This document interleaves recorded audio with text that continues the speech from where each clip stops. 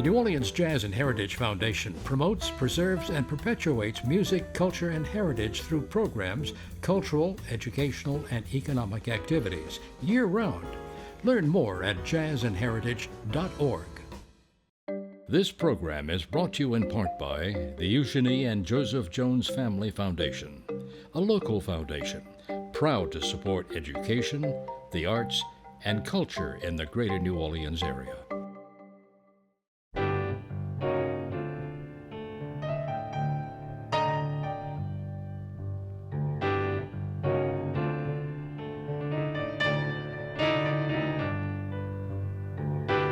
I'm Peggy Scott Laborde, and welcome to Steppin Out, with updates from the local restaurant, arts, and entertainment scenes. Joining me, Brian Landry, chef-owner of Jack Rose Restaurant and co-owner of QED Hospitality. Welcome to our table, sir. Thank you for having me. Great to see you. Absolutely. Gwen Thompkins, she's back, and she is the host and producer of Music Inside Out, which can be heard on musicinsideout.org. Welcome back, dear. Hello. Thanks for having me.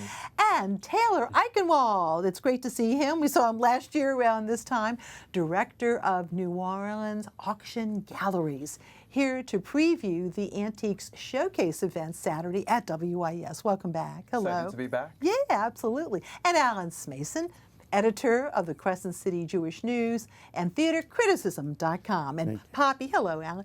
And Poppy will return next time. But first up, Miss Gwen, some of your best bets for a busy weekend. It is a busy weekend, actually. A number of festivals are happening all at the same time, beginning with Pride weekend. And that means that over at the Broadside, there's going to be on Friday, if it's Friday, one should be at the Broadside. And so there'll be music, there'll be food, there'll be fun.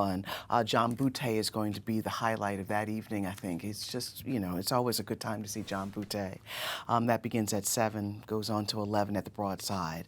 But then on Saturday, the Creole Tomato Festival is going to be taking place, right?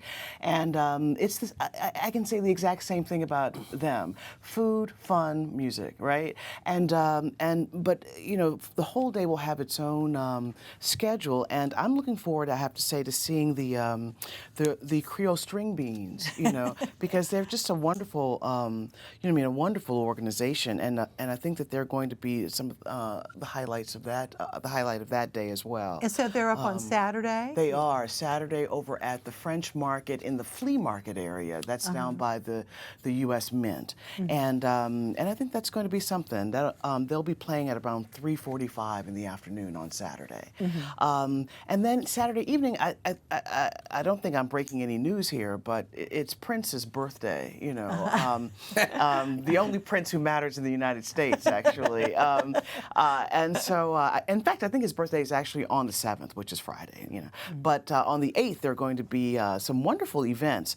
One will be Adonis Rose, who is the leader of NOJO, which is the New Orleans Jazz Orchestra, and they're going to be doing a whole evening of Prince music. And it's, this is something that more and more orchestras have been doing, both classical and jazz, around the country, taking contemporary music and scoring it and making it something that's extremely interesting to listen to from a different perspective. NOJO has done, I think they've done the music of Aretha Franklin. I think Lincoln Center actually, maybe last year, did the music of Notorious Big, It's you would think that it's a ploy in some kind of way for serious musicians, but it's not, because serious musicians listen to everything, and this is what they're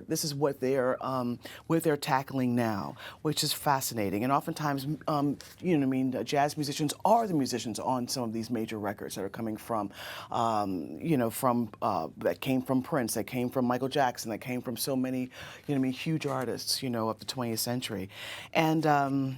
What I'm hoping for is that there'll be cake. That's all I really want, right? That there'll be cake.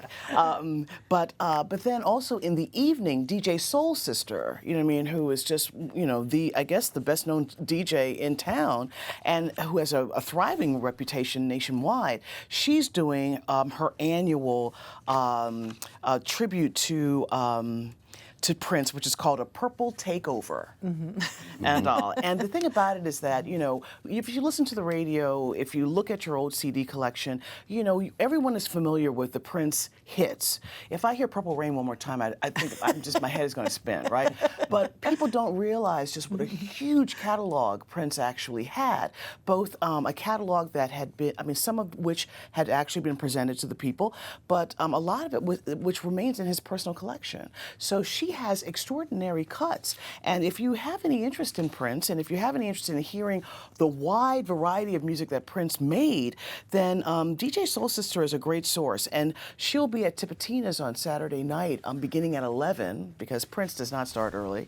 And I think it's going to be something. You know, it's going to be something to see. I could be wrong. In fact, it might actually, the doors might open at 10. Yeah. But this is going to be a nice night. And she's been doing it, as I said, for a while, and so I think she's perfected it. On Sunday afternoon around 5 o'clock over at BJ's Lounge, there's going to be there's going to be a benefit. It's called a Songwriters for Reproductive Rights benefit, and it's going to feature some really strong talent. And the first person is going to be Maggie Kerner, who has one of the great voices coming out of this area, coming out of this state, actually. For a little while, she was the lead singer of Galactic, but now she has her own solo career. I think the rock and roll critic for the New York Times came down, saw her once, and went back and wrote a story about her. I mean, she's that interesting. As well as Layla McCalla, you know what I mean, who played for so long with the Carolina Chocolate Drops, has her own thriving career, you know what I mean, as a cellist, really singing and playing original as well as traditional vernacular music from Haiti or Haitian inspired. It's really amazing. I think, is that all I'm going to talk about? And Tiff Lamson is also part of that too. Huh? Yes, that's right. Tiff Lamson is in it. Yeah. And you know, if you ever listen to a group called The Givers, Tiff Lamson was half of that group. You know, and they were fantastic. And so she's a drummer. She's a fantastic new talent, rising talent in Louisiana. And so I think that this event is going to be really something over at BJ's Lounge, and that's going to start at 5 o'clock on Sunday. Yeah, busy weekend. Yeah, thank really you so something. much. And moving over to Brian, and we once again really appreciate Jack Rose being willing to do a Season of Good Taste dinner, but it's sold out. Okay? You can get on a wait list. You can go to WYES.org and get on a wait list. But let's talk about the beautiful restaurant in general, and maybe some of your favorite dishes. Yeah, let's do it. Yeah, so we'll be showing some of the images. But of course, for the uninitiated, the Hotel Pontchartrain is the location. It is. 2031 St. Charles. Been there since 1927. That is amazing. Yeah. And it has that old world charm, but a more recent renovation kind of mixes it up too with a little more contemporary. It does. Well, you know.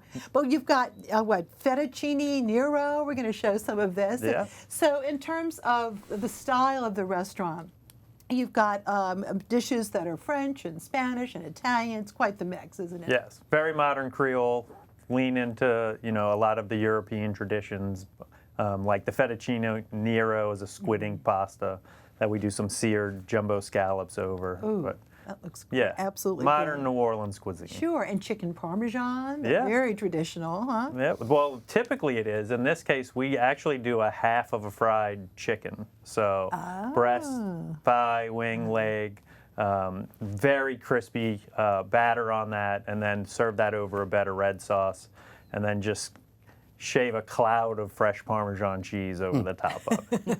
Well, I also am so glad you're doing arancini, because that's a dish that's fairly new to New Orleans, the whole fried ball. It is. Describe that. I mean, the New Orleans version would be a challah, which is almost like a cross between a beignet and a arancini. But in this case, we do like a seafood fried rice. And then ball that up, fry it crisp. Right now we're doing lobster, and then we're about a week away from switching that to blue crab as that season comes in. Yes. Yeah. Well, look how beautiful this restaurant is. What a wonderful design, kind of really warm. You also have the parlor and the cocktail lounge, and they're all kind of next to each other with all kinds of great drinks. And Why the name Jack Rose? Please explain.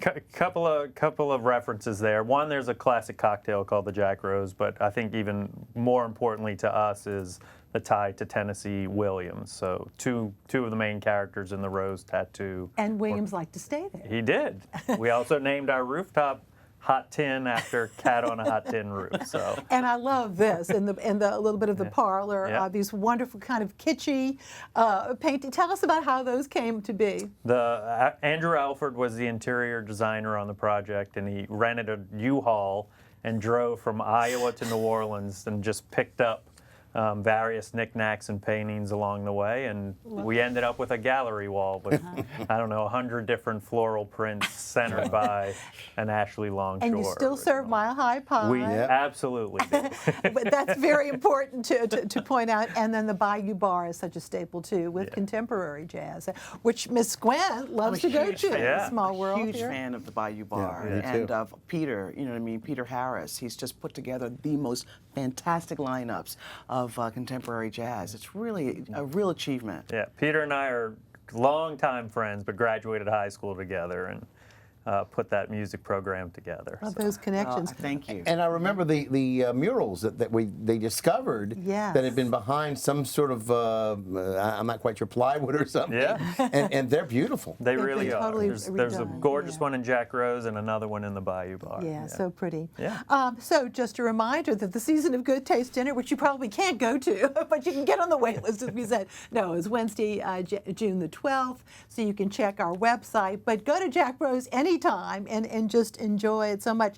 Now, just very quickly, Brian, you're also involved with some other properties, too. Yes, we do all of the food and beverage at the Thompson Hotel in Nashville, where we have Marsh House and L.A. Jackson and Killebrew Coffee. And we also do the food and beverage for the Beam Distillery in Louisville, Kentucky. Well, congratulations. It's great to have you with us. Thank you again. Hey.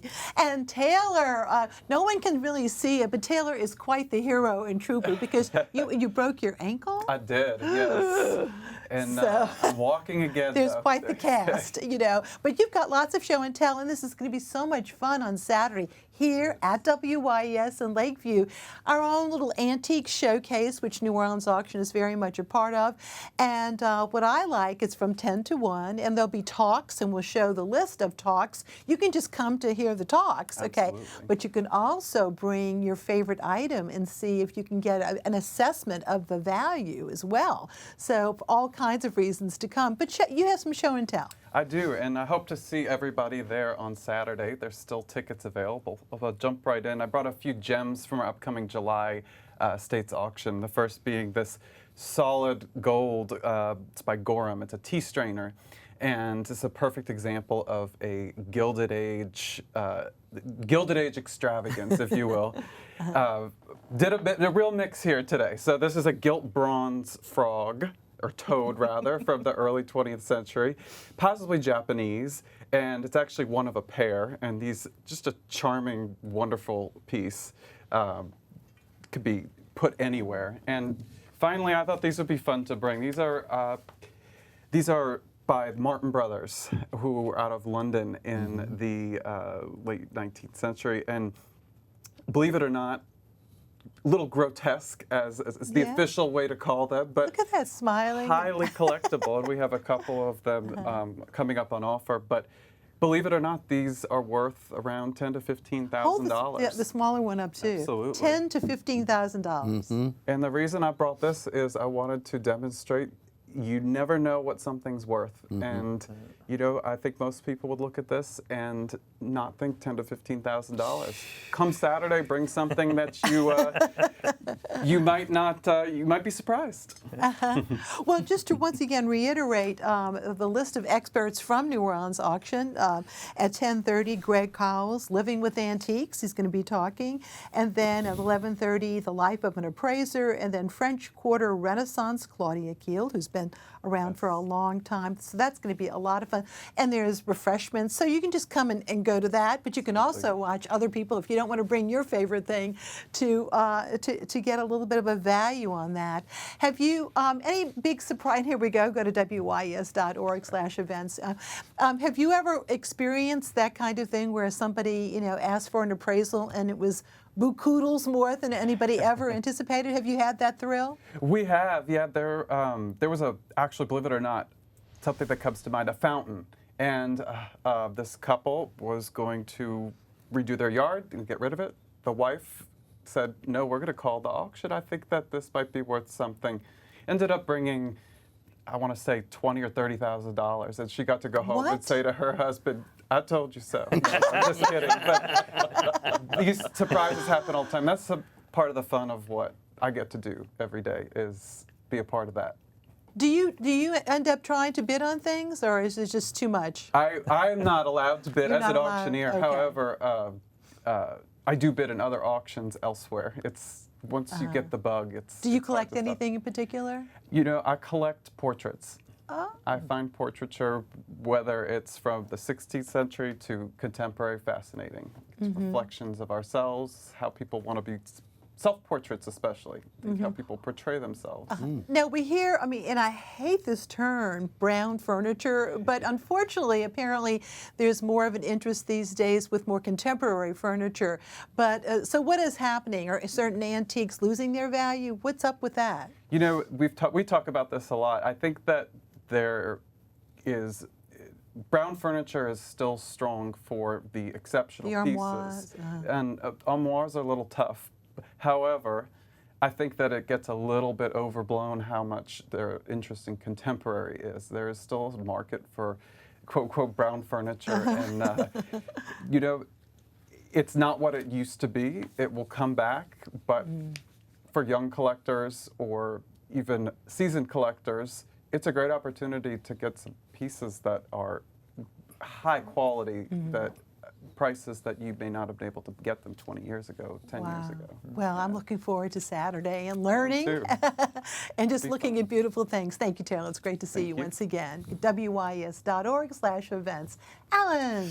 Okay, well, now having just seen The Notebook on Broadway, written by Becca Brunstetter, I was really curious to see what an earlier work done by her called The Cake was all about, being presented by the Crescent City Stage. And the story really is about Della and her relationship with Jen. It's a girl that she raised after Jen's mother passed away. Jen comes back home to North Carolina to Della, a popular conservative baker, hoping to become famous on a national TV baking competition show, and she asked her to please make a cake for her upcoming wedding. Seems simple enough, but Della, played by Laura Grice, is confronted by her own religious and philosophical problems, like challenges, if you would say, when Jen reveals to her that the other intended is also a woman. So, and of course, we're in Pride Month. In fact, Jen, played by Joy Dons, is deeply in love with Macy, a New York black woman who is not at all comfortable in the South. Macy's played by Lorene Chesley. Some of the best scenes, though, take place between Della and Macy as the two both attempt to do what's best for Jen. Mike Harkins plays Tim, Della's husband, who usually is the person who makes all the judgment calls. He really doesn't understand Della as she attempts to navigate this religious maze for her and her philosophical differences. The show is an adult show. It's a concept. There is one scene in particular which cast a whole new light on cake decorating. So those of you who are interested, I would like to recommend this very highly. This is Amara Skinner. She has a part of this play. She's the unseen player. She does the voice designs, if you will, the sound designs. It serves as a moral compass for Della. And Amara Skinner here is making the rounds locally. She was just accepted to the master's program at Berkeley, NYC, and she launched a GoFundMe program to help defray her tuition expenses. I want you to know I made a contribution recently, and I hope that some of you may also feel inclined to do that. The Cake by Becca Brunstetter, directed by Liz Elkins, will now play for about 6 more shows at 7:30 p.m. at Marquette Theater. Once again, check that out. I really hope that you will have it. Again, not for the kids, though.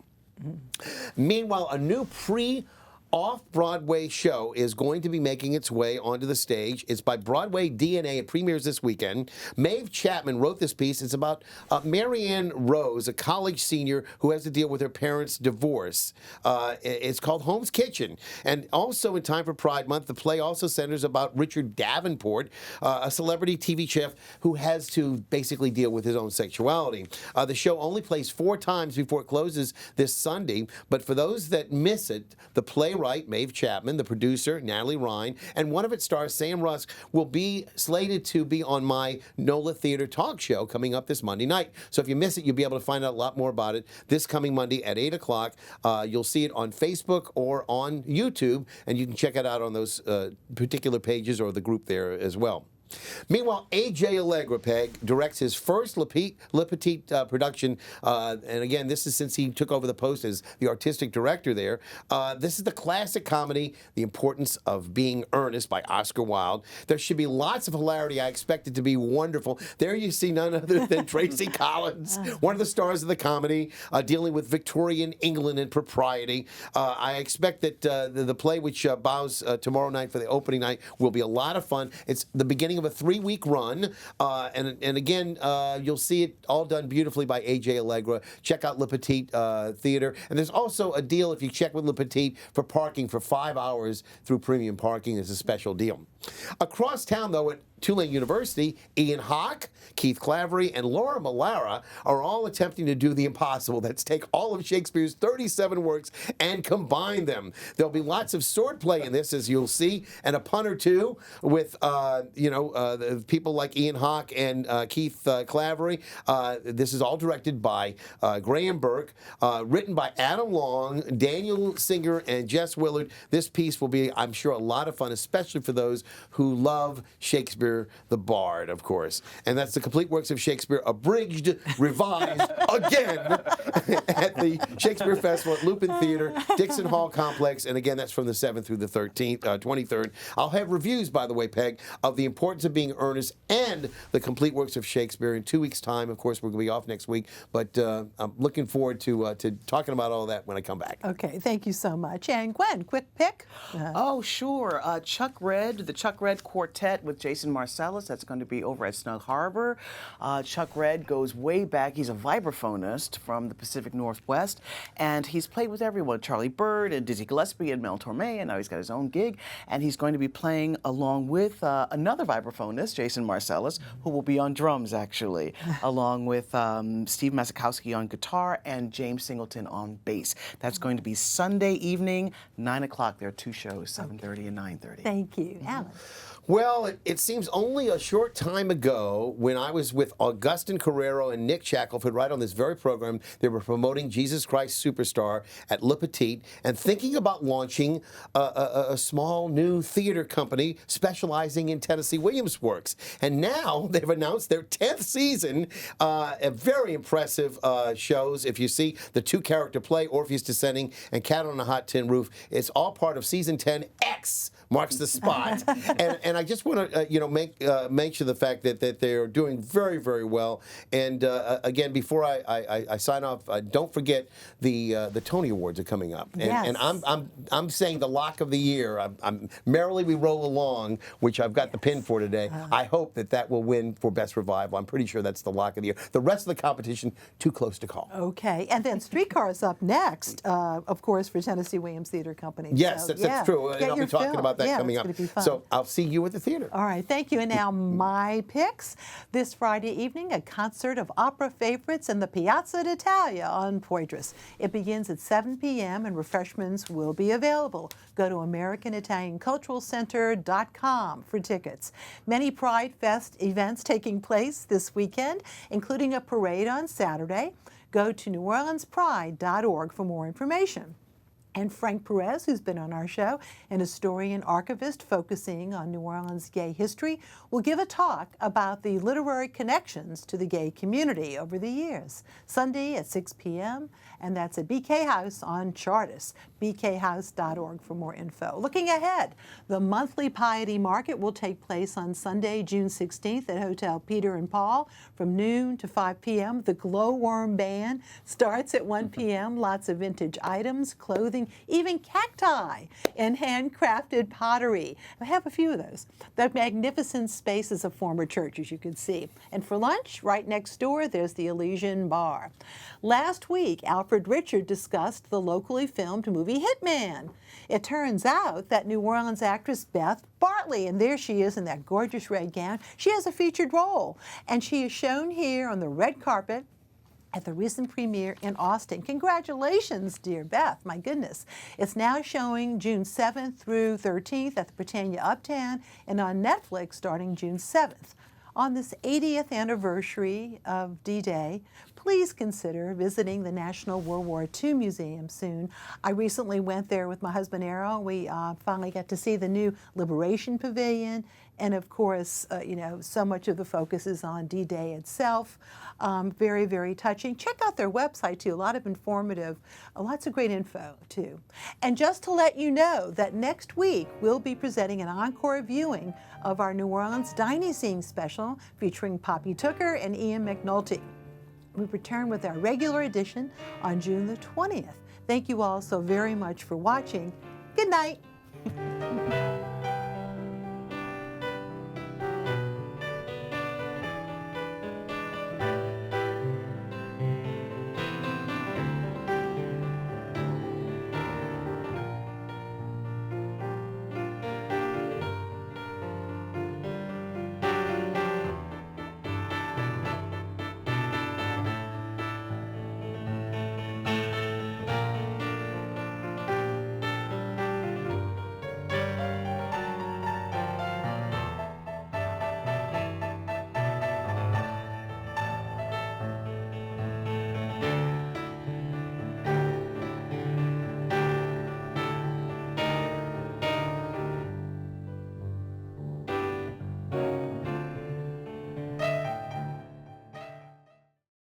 The New Orleans Jazz and Heritage Foundation promotes, preserves, and perpetuates music, culture, and heritage through programs, cultural, educational, and economic activities year-round. Learn more at jazzandheritage.org. This program is brought to you in part by the Eugenie and Joseph Jones Family Foundation, a local foundation proud to support education, the arts, and culture in the greater New Orleans area.